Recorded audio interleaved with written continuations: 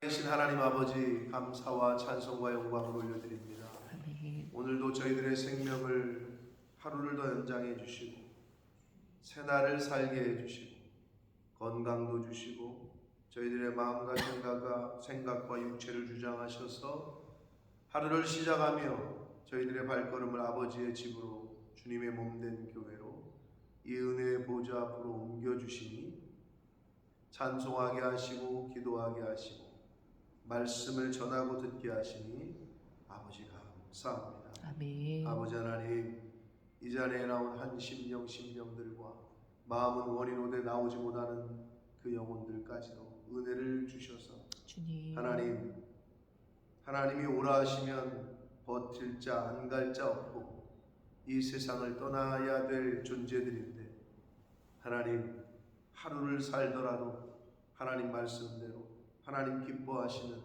하나님의 자녀로서의 삶을 살아가도록 하나님 은혜 내려 주옵소서. 아멘. 아버지, 저희들의 힘과 능력으로 하나님의 백성답게 천국 시민답게 살아갈 수 없으니 성령 하나님 임마누엘로 함께 하시되 임마누엘의 은혜가 함께 하실 수 있도록 내 고집 내 생각 내 뜻대로 살지 말게 하시고 하나님의 생각, 아버지의 뜻, 아버지의 눈, 아버지의 마음이 머무는 곳에 저희들 마음과 아버지의 눈이 바라보는 곳에 저희들의 시선이 동일하게 바라볼 수 있는 그런 은혜가 저희들에게 있게 하여 주옵소서. 아멘. 성령 하나님, 이 시간 임마누엘로 함께 해주심을 믿사옵고 예수 그리스도 이름으로 축복하며 기도 올리옵나이다.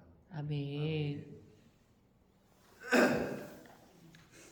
자, 오늘 본문은 2장 전체 말씀이기 때문에 좀 길지만 너무나도 잘 아시는 말씀들일 거고 예수님의 탄생에 관련된 스토리, 동방박사 이야기 뭐 이렇게 나오는데 크게 세 가지로 나눌 수 있는데 1절부터 12절까지는 동방박사의 경배하는 내용, 동방박사 즉 오늘날로 당시로 말하면 페르시아, 동방이 페르시아나 바벨론을 가리키는 것으로 봅니다. 그쪽에서부터 찾아온 천문학자들 말이에요. 별을 연구하던. 근데 메시아의 별인 줄 알고 그 별을 쫓아서 왔던 그들의 경배. 그리고 13절부터 18절까지는 헤롯 왕의 예수님 메시아를 살해하려는 음모가 기록이 되어 있고 그에 따른 애굽의 피난과 그리고 다시 귀향으로 나눌 수 있습니다. 이렇게 크게 세 가지 사건으로 나눌 수 있는데 동방박사들이 예수님을 경배하러 온 것은 구속사적인 관점에서 왕이신 만왕의 왕으로 오신 예수 그리스도에 대한 어떤 왕권을 상징하고 있고 헤롯의 예수님을 죽이려고 하는 음모는 구속사적인 관점에서 보자면 사탄의 어떤 방해 그리고 사탄의 살해 음모, 의도 이런 것이라고 볼 수 있겠고 그리고 애굽으로의 피난은 인류 구속을 위해서 오욕의 땅까지 가셨다 다시 돌아오시는 오욕과 험난한 그리고 천한 그런 모든 것을 감당하시는 예수님의 그 모습 실제로 공생의 기간 동안에 여러 가지 능력과 오욕을 당하시죠. 그러한 분으로 오신 메시아의 그 의미를 우리가 이 2장에서 찾아볼 수가 있는데 너무나도 사실 방대한 본문이긴 한데 2장 전체가 그래도 본문을 중심으로 중요한 포인트들을 한번 보도록 하겠습니다. 일쭉 읽어가면서 볼 테니까 본문을 잘 따라오시고 눈으로는 말씀을 귀로는 잘 말씀을 들으시면서 보도록 하겠습니다. 1절입니다. 헤롯 왕 때에 예수께서 유대 베들레헴에서 나심에 동방으로부터 박사들이 예루살렘에 이르러 말하되 라고 말합니다. 동방은 당시의 페르시아 바벨론 지역이고 예루살렘을 기준으로 천문학을 연구하는 박사들이 예전에는 볼 수 없었던 메시아의 별로 자기들이 인식하는 별을 보고 이제 예루살렘까지 왔어요. 그래서 한다는 말이 유대인의 왕으로 나신 이가 어디 계시냐라고 말을 하니 당시의 유대 지역을 통치하고 있던 왕인 헤롯 왕 입장에서는 굉장히 기분이 나쁜 말이죠. 자기가 지금 유대 땅의 왕인데 갑자기 웬 유대인의 왕으로 나신 이가 어디 계시냐라고 말을 하니 기분이 나쁠 수밖에 없죠. 그래서 우리가 동방에서부터 그의 별을 보고 그에게 경배로 왔다라고 이야기를 합니다. 자, 그 헤롯 왕은요, 당시에 로마 제국이 이미 이스라엘을 지배하고 있었던 때였고, 로마 제국의 임명을 받아 유대 지역을 통치하던 왕인데, 이 사람이 이두메 출신이요. 쉽게 얘기해서 오리지널 유대인보다도 에돔입니다. 이두메는 에돔을 말해요. 에돔 족속이에요. 그러니까 이방인이죠. 어떻게 보면은. 그래서 이두메 출신, 에돔 출신의 첫 왕이에요. 그래서 당시에 헤롯 왕은 자기가 이두메 출신이니까 그 출신 배경도 있고 하니까 유대 사람들에게 환심을 사기 위해서 그 유명한 헤롯 성전을 짓는데 막 적극적으로 지원을 해요. 유대인들은 뭐 성전 중심이니까. 그러니까 좋아하는 면도 있었죠. 성전을 다시 져주니까. 그게 그 유명한 헤롯 성전 아닙니까? 근데 이게 얼마나 이 사람이 악랄했냐 하면, 뭐 여기서도 아주 두 얼굴 아닙니까? 뭐 그 별을 찾거든, 아기를 찾거든 얘기해라. 나도 가서 경배할 거다. 라고 아주 그냥 입 바른 소리를, 거짓말을 해요. 실제로 죽이려고 한 건데. 그러니까 이 사람이 예루살렘 백성들의 환심을 사기 위해서 성전을 건축하는 면이 있는 반면에 얼마나 악랄한 사람이었냐. 자신의 아내, 장모, 세 아들을 살해할 정도로 아주 잔인한 인물이었어요. 그러니까 여기서도 2장에서도 겉으로는 가서 경배하겠다. 그러나 안 되니까 자기가 거짓말로 거짓을 행해놓고 자기가 속았죠.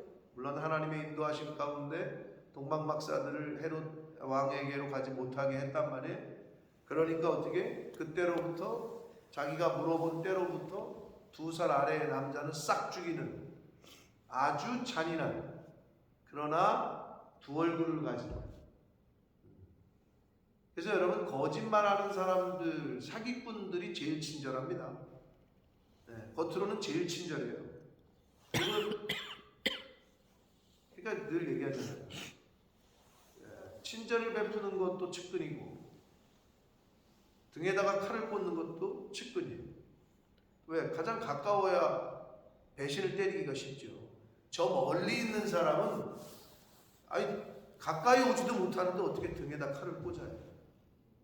그러니까 멀리 있는 사람은 함께하지도 않거니와 또한 배신을 할, 그리고 상대방을 아프게 할지도 못해요.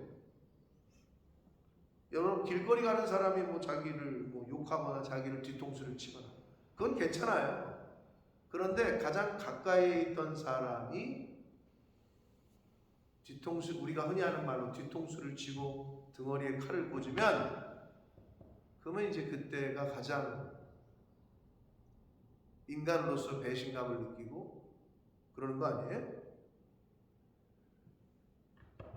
그래서 제가 농담 반 진담 반 얘기하는 게 뭐 비슷한 의미죠. 옛날 어르신들이 그랬다고. 목사가 되기 전에 사람이 되라. 성도가 되기 전에 먼저 인간이 되라. 뭐 이런 말처럼 믿음과 소망과 사랑이 있어야 되는데 기독교인들에게는 그 중에 제일은 의리라.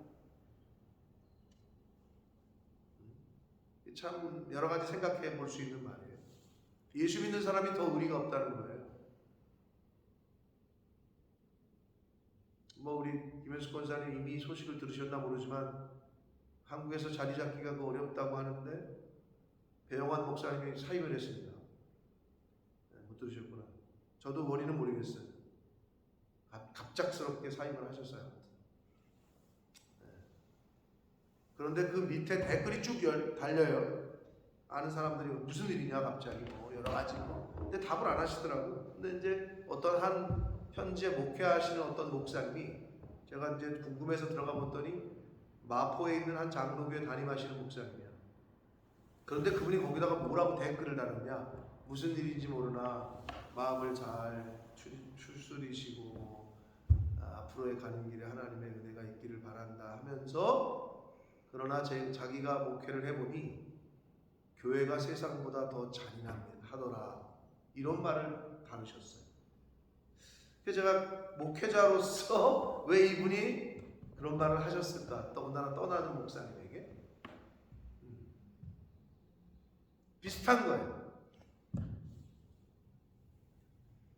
자기 아내와 장모와 자식 이거보다 가까운 게 어딨어?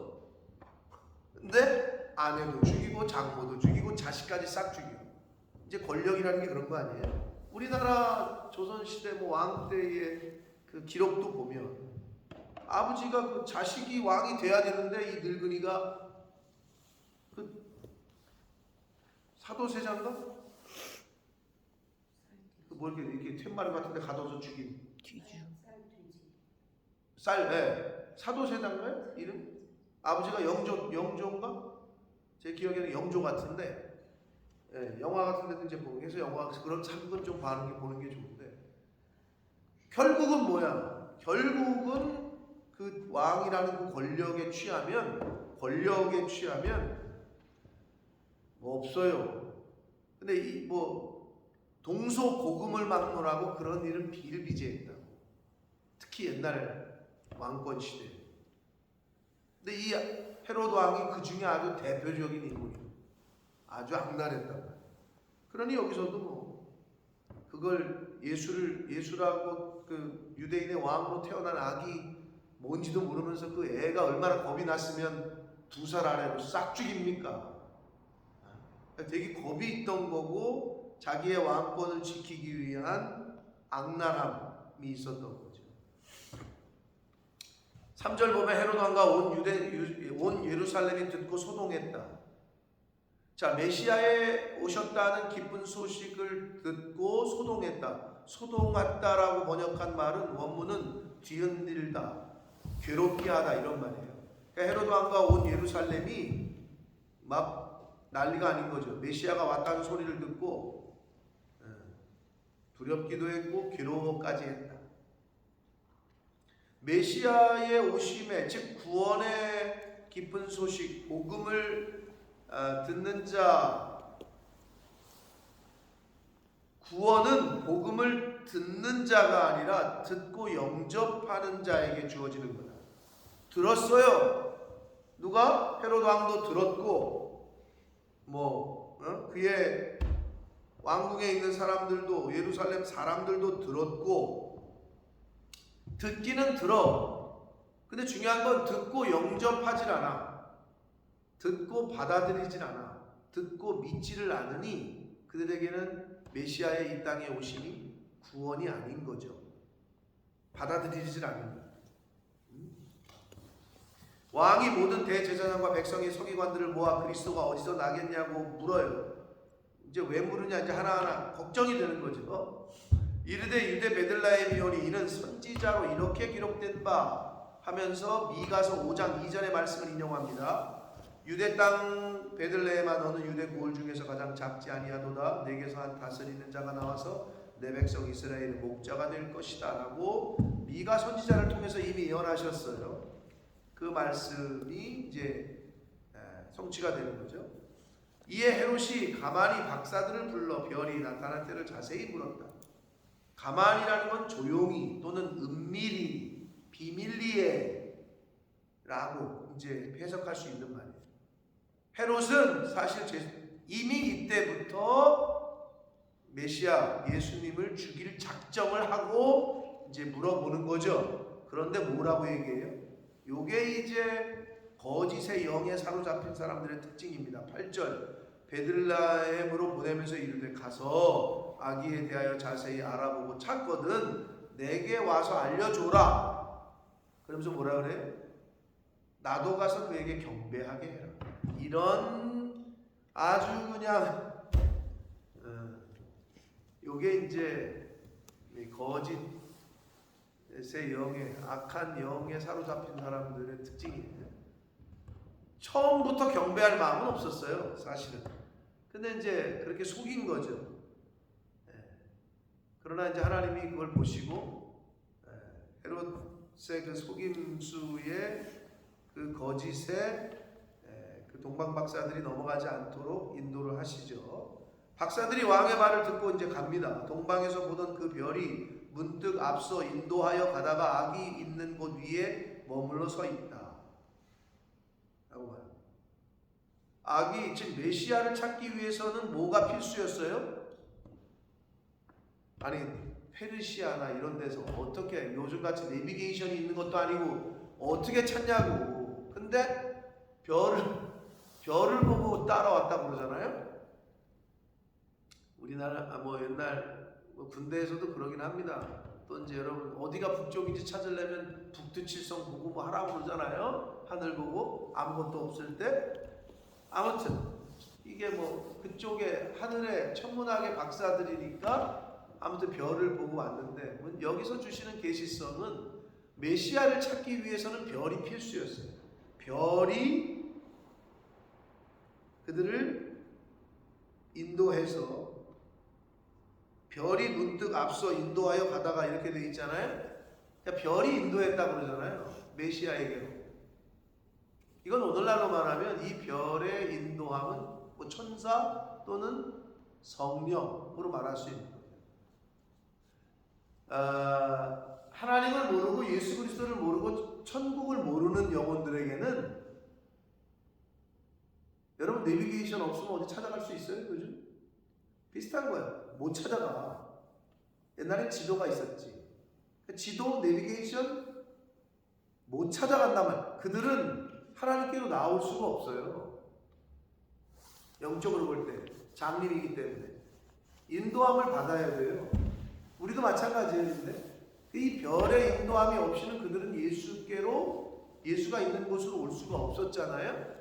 오늘날도 마찬가지입니다. 내 힘으로 찾을 수 없어요. 구원의 길과 방법은 성령의 인도하심을 받아야 됩니다.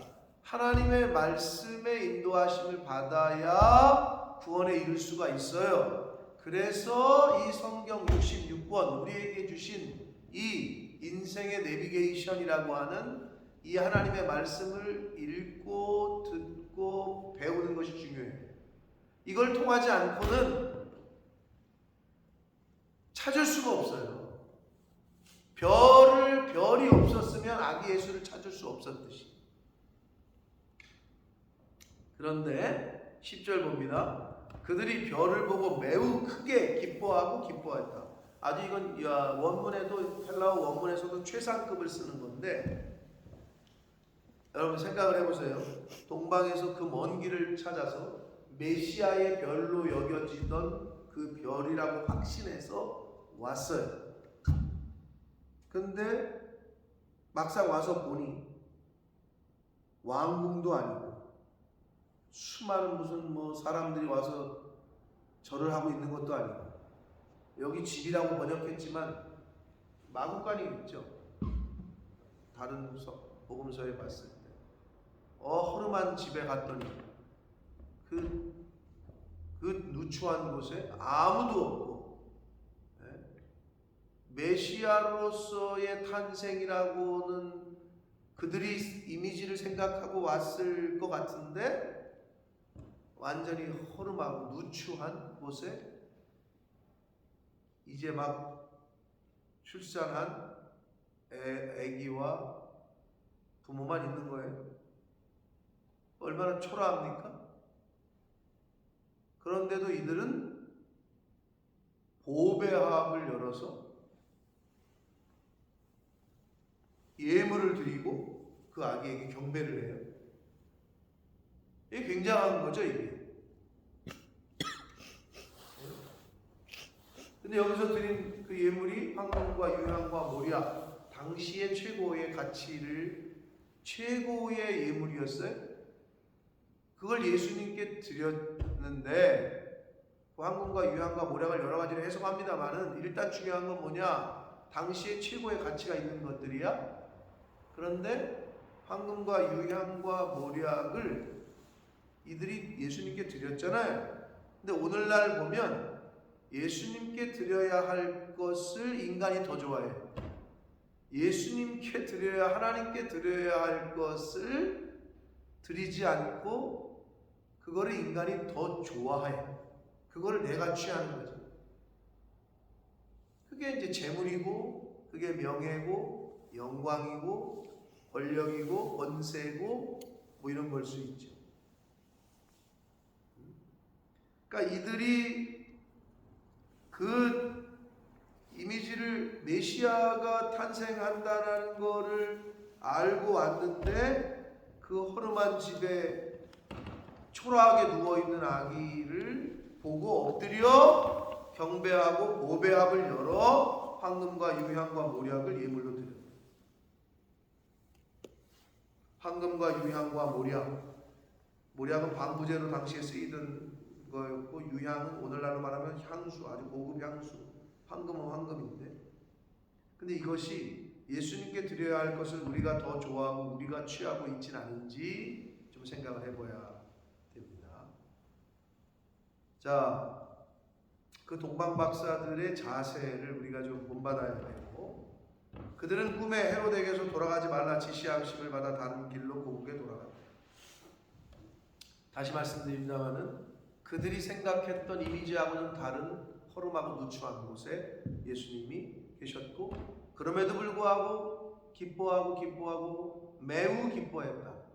그러면서 예물을 드렸다. 근데 우리가 오늘날 많은 교회를 다닌다고 하는 사람들, 일단 세상 사람들은 말하지 맙시다. 그들이야 어쩔 수 없는 거니까. 근데 교회를 다니는 사람들조차도 이사를 가면 성전의 외모, 교회의 사이즈, 교회의 어떤 바깥에서 볼 때 이런 거를 보고 먼저 교회를 찾는다. 그건 좀 아니지 않나요? 근데 대부분의 사람들이 그렇게 교회를 찾는다는 거죠. 그래서 어떻게 해요? 실제로 요새 상가교회 안 갑니다. 상가인데도 불구하고 지하다. 그러면 더 안 갑니다. 거기는 교회가 아닌가? 근데 많은 사람들이 그렇게 생각한단 말이에요. 그래서 어떻게? 단독 성전으로 크게 젖어 있는 곳에 더 몰린단 말이에요. 근데 사람 심리가 그런 거죠. 그러면 동방박사가, 이게 만약에 그 동방박사들이 오늘날 그런 사람들과 같은 생각을 했다면, 야 여긴 아니야, 야 뭔가 잘못됐어, 이렇게 누추한 곳에 아무도 없고, 야 이 더러운 곳에 무슨 메시아가 와, 야 무슨 반지하에 교회가 있냐, 야 웬 상가, 야 지금 학원이야 교회야. 마태복음 24장, 마가복음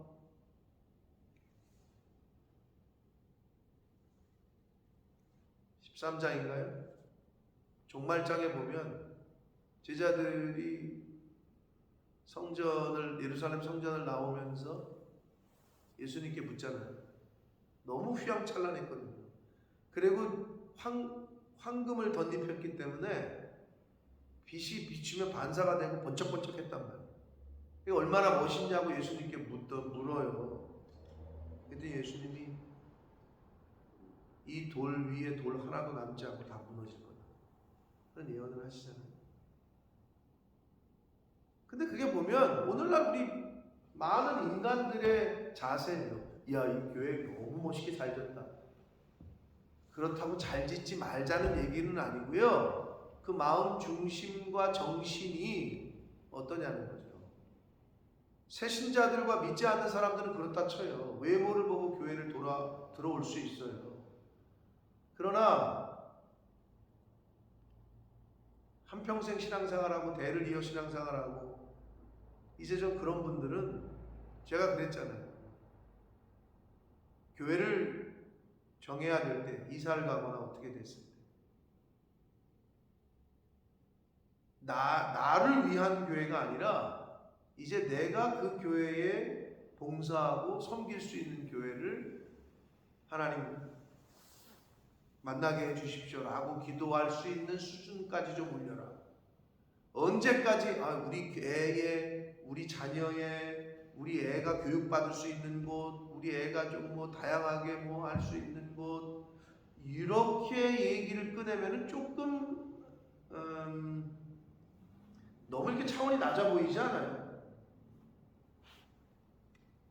내가 가서 도움이 될 수 있는 교회, 하나님 내가 섬길 수 있는 교회, 이렇게 듣기에도 벌써 차원이 다르지 않아요? 그런데 사람들은 계속 어떤 프로그램이 좋고 어디가 뭐가 좋고, 동방 박사들이 그런 마음이었었으면 경배는커녕 예물을커녕 쳐다보고 갔겠지. 이건 아니다 야 이러면서, 우리가 별의 좌표를 잘못 찾아왔나 보다 이러면서. 그들이 떠난 후에 주의 사자가 요셉에게 현몽하여 이르되 헤롯이 아기를 찾아 죽이려고 하니 일어나 아기와 어머니를 데리고 애국으로 피하여 내가 내게 이르기까지 거기 있으라. 일어나 데리고 피하여 있으라. 네 가지 동사가 지금 나오고 있는데요. 근데 여기서 요셉의 반응이 뭐냐? 그 얘기를 듣더니 요셉이 일어나서 밤에 그랬어요. 주의 사자가 현몽이라는 것은 감동, 말씀이라는 뜻도 있지만 꿈에라는 말. 그러면 요셉은 듣자마자 즉시로 행한 거예요. 여러분, 순종은 즉각적으로 하시는 게 좋습니다. 얘기를 딱 했는데 좀 고민 좀 해볼게요. 이거는 순종하는 게 아니에요. 그건 자기가 여러 가지 각도로 재보겠다는 거지. 이렇게도 생각해보고 이렇게도 생각해보고, 내가 이걸 했을 때는 어떻게 되고, 내가 이거를 예스를 했으면 어떻게 되고, 그건 재는 거지 순종이 아니에요. 순종은 주님 말씀하시면 즉시로 하는 거예요. 그래서 요셉이 즉각적으로 순종해서 그 밤에 아기와 그의 어머니를 데리고 애굽으로 떠날, 베들레헴에서 애굽까지는 약 120km가 넘는 거리였습니다. 자, 떠납니다. 그래서 헤롯이 죽기까지 거기 있어요. 이는 주께서 선지자를 통하여 말씀하신 바 애굽으로부터 내 아들을 불렀다 함을 이루려 하심이라. 호세아 11장 1절의 말씀을 인용합니다. 마태복음은 유대인들을 위한, 유대인들을 1차 수신자로 한다고 그랬어요. 그래서 구약의 유대인들이 너무나도 잘 알고 있던 구약의 말씀을 계속 인용하면서 이 마태가 글을 쓰고 있는 거예요. 그래서 이에 헤롯이 박사들에게 속은 줄 알고 심히 노하여 사람을 보내어 베들레헴과 그 모든 지경 안에 있는 사내 아이를 박사들에게 자세히 알아본 그때를 기준으로 2살 아래로 다 죽였다. 이것 또한 17절, 이에 선지자 예레미야를 통하여 말씀하신 바 라마에서 슬퍼하며 통곡하는 소리가 들리니 라헬이 그 자식을 위하여 애곡하는 것이라. 그가 자식이 없음으로 위로받기를 거절하였다라는 예레미야 31장 15절의 말씀을 인용하면서 말씀을 하는데, 이게 좀 중요하고 여러분 듣기에 이걸 왜 인용했지? 라고 생각이 드실 텐데, 이 시간이 오늘 이게 길어가지고, 자, 근데 이거는 좀 해석이 잘 안 되시기 때문에 제가 말씀드릴 테니까 잘 들으세요. 먼저 중요한 포인트는 또 한 가지는 5절, 이는 유대 베들레헴의 이온이 이는 선지자로 이렇게 기록된 바 라고 되어 있죠. 그리고 15절, 이는 주께서 선지자를 통하여 말씀하신 바 애굽으로 내 아들을 불렀다 함을 이루려 함이라. 자, 5절과 12절, 15절, 즉 구약의 말씀을 인용한다는 것은 선지자를 통해서 이미 예언하셨던 말씀을 그대로 성취가 된다는 걸 보여주고 있는 거고요. 이 18절에 헤롯 왕이 애 2살 아래 아이들을 다 죽이는 거를 이미 알고 계셨던 하나님께서 예레미야 선지자를 통해서 말씀하신 거를 지금 인용하는데, 여기서는 뭐라고 되어 있냐? 17절. 선지자 예레미야를 통하여 말씀하신 바, 선지자를 통하여 하신 말씀을 이루려 하심이라는 표현이 아니고, 5절과 15절은요 하나님께서 하시는 거예요. 직접 하나님이 700년 전에 예언하셨던 거를 하나님이 700년 후에 예수를 이 땅에 오게 하시고, 그러니까 하나님이 말씀하시고 성취하시고 말씀하시고 성취하시고인데, 헤롯이 2살 아래 아이를 다 죽여버리는 거는 하나님이 계획하시고 성취하신 것이 아니라는 것을 뜻하기 위해서, 그래서 예레미야 선지자를 통하여 말씀하신 것이라는 표현으로 구분하고 있다. 이걸 여러분이 읽을 때 아셔야 된다라는 거예요.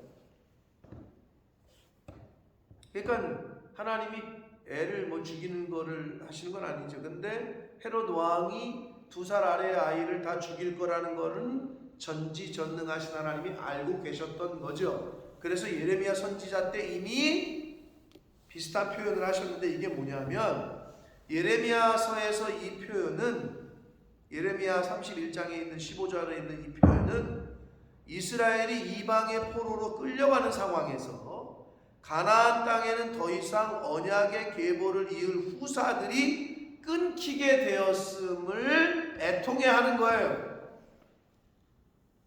라마에서 슬퍼하며 크게 통곡하는 소리가 들리니 자식을 위하여 애곡하는 것이다. 이제는 언약의 계승을 이을 사람들이 없다는 거예요. 2살 아래로 죽이는 헤롯이 지금 아이를 죽이는 거를 빗대서 지금 얘기하는 거죠.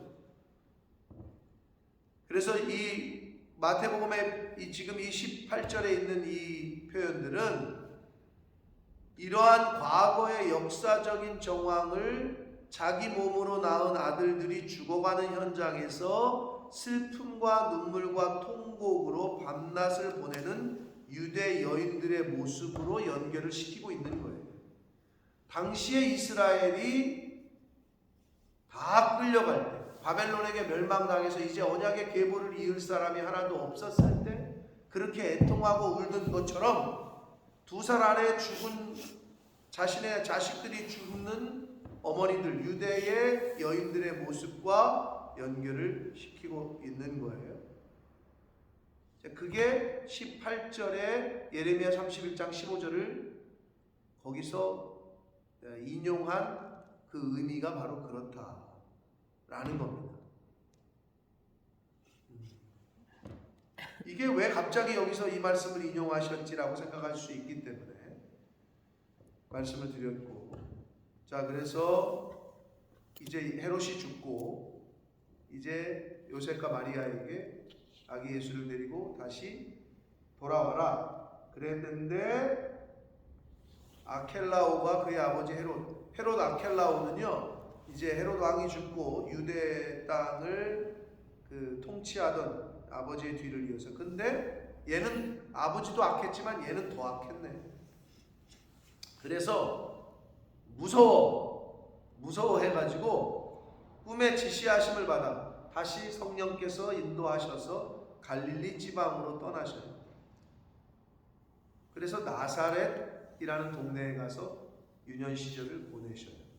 자, 여러분 헷갈리시면 안 됩니다. 자, 예수님이 어디서 태어나셨어요? 베들레헴이죠. 근데 예수님을 표현할 때 성경은 뭐라 그래요? 베들레헴 예수라 그래요? 그러진 않죠. 나사렛 예수. 나사렛은 예수님이 태어난 곳보다 북쪽이고 갈릴리, 거기서 자라셨다고. 유년 지방, 유년 생활, 어렸을 때 생활. 그래서 나사렛 예수라고 불리는 거예요. 그걸 헷갈리시면 안 됩니다. 이것 또한 선지자로 하신 말씀, 나사렛 사람이라 칭하리라 하심을 이루려 하십니다. 요것도 이사야 11장 1절이거든요. 그러니까 여러분 다시 한번 말씀드려요. 선지자로 하신 말씀은 하나님이 계획하시고 하나님이 말씀하시고 이루시고 한 거란 말이에요. 그런데 예레미야 선지자를 통해서 말씀하셨던 아까 그 18절 내용은 두 살 아래 아이를 싹 다 죽이려는 헤롯의 그걸 알고 계셨던 하나님께서 예레미야 선지자를 통해서 그걸 말씀하신 거를 일어날 일들과 연결시켜서 이렇게 표현을 했던 거다라고 보시면 그 18절이 여기서 왜 인용이 됐지라는 부분이 좀 이해가 되실 겁니다. 자, 본문이 좀 길었는데 여러분 오늘 여러 가지 포인트들이 있습니다만은 하나님께서 각자에게 주시는 말씀하시는 레마의 말씀이 있으리라고 믿습니다. 가장 비천한 곳에, 가장 낮은 곳에 찾아오셨던 메시아, 그 메시아를 먼 곳에서부터 쫓아와서 이스라엘 사람들이 먼저 맞은 게 아니고 페르시아, 저기 바벨론 이방 땅에서 찾아온 동방 박사들이 먼저 메시아로 이 땅에 오신 예수님께 엎드려 절하고 보배합을 드려서 하나님께, 예수님께 경배합니다. 저와 여러분이 드릴 보배합이, 하나님께 드릴 보배합이 여러분 어떤 걸까요? 하나님 앞에 갔을 때 하나님 앞에 드릴 보배합을 잘 준비하시는 저와 여러분 되시길 축복합니다. 아멘. 여러분이 이 땅에 저축해 놓은 돈도 아니고 땅도 아니고 증권도 아니고 아무것도 아니고 말씀대로 이 땅에서 살아가는 거, 삶의 열매, 그리스도인으로서의 살아가는 그 열매들, 그거를 저와 여러분이 하나님 앞에 드려야 할 줄 믿습니다.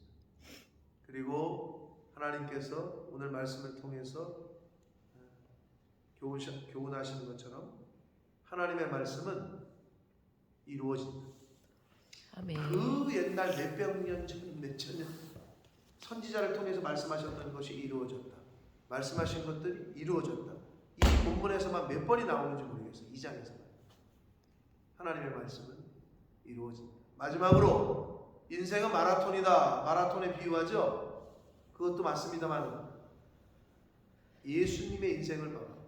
메시아의 인생도 애로 태어나가지고 이리 쫓기고 애국으로 피난 갔다가 다시 나사렛으로 도망가고 마라톤에 비유하지만 인생은 사실은 장애물 경주다. 하나 장애물 통과하면 또 끝나는 것, 또 장애물이 있네. 허들 있잖아요. 장애물 경주와도 같습니다. 그러니까 장애물을 만나는 걸 이상한 걸로 여기지 마시라. 환난 당하는 거를 이상한 걸로 여기지 마세요. 예수를 믿는데 환난을 안 당한다? 그게 이상한 거예요. 환난 당하면 기뻐하시고 감사하시라. 그러면 그 환난이 소망을 이루게 되실 줄 믿습니다. 아멘. 오늘 하루도 하나님이 주신 새날과 새 생명과 건강한 몸을 가지고 오늘 어떤 일이 벌어질지 모르나 감사와 기쁨으로 믿음의 방패로 주여. 오늘 한 날을 여러분의 생각과 마음을 잘 지키시기를 예수 그리스도 이름으로 축복합니다. 아멘. 살아계신 하나님 아버지, 오늘도 새날 주시고 생명 주시고 저희들의 발걸음을 아버지의 집으로 인도하셔서 하나님의 말씀을, 예수 그리스도의 탄생에 대한 말씀을 통해서 아버지 교훈받고 또 배우고 깨닫게 하시니 감사합니다. 아멘. 아버지, 하나님이 말씀하시는 것은 지금까지 안 이루어진 것이었고 또 앞으로의 것도 이루어질 줄 믿습니다. 아멘. 하나님, 이 말씀을 통해서 미래를 내다보고 앞으로를 계획하는 저희들 되게 하시되 아멘. 이미 하나님이 말씀해 주신 것들, 이미 예언해 주신 것들, 앞으로 되어질 일들 성경에 다 기록하셨으니 그 하나님의 말씀을 통해서 잘 준비하는 하나님의 백성들, 천국 백성들, 하나님의 자녀들 되게 하여 주옵소서. 아멘. 아버지, 이미 알려주셨으니 이 알려주신 말씀을 통해 하루하루 하나님 기뻐하시는 삶을 사는 저희들 모두가 되게 하여 주옵소서. 아멘. 예수 그리스도 이름으로 축복하며 기도 올리옵나이다. 아멘.